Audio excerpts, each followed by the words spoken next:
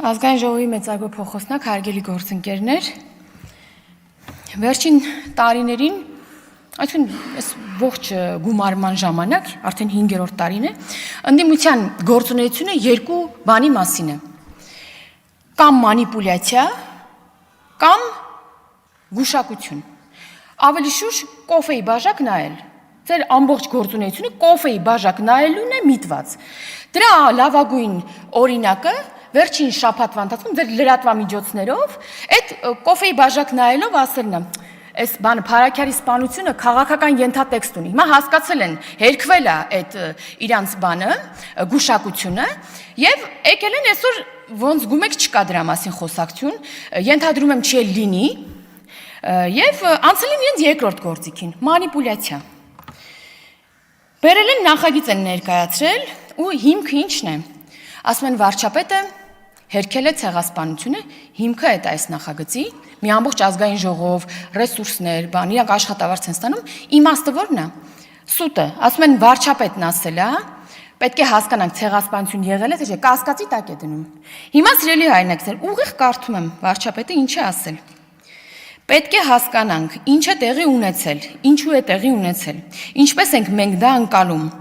Ոնց է եղել, որ 39 թվին հայոց ցեղասպանության օրակարգ չի եղել, եւ ոնց է, որ 1950 թվին հայոց ցեղասպանության օրակարգը հայտնվել է։ Այսինքն հարցը ոչ թե ցեղասպանության եղելիության մասին է, նայեք վարչապետի, իբրև վարչապետ, այս բոլոր տարիների ընթացքում, օրինակ ցեղասպանության տարելիցի օրը պաշտոնական բանը հաղորդագրությունները։ Տեսեք, հերքում կա այդտեղ։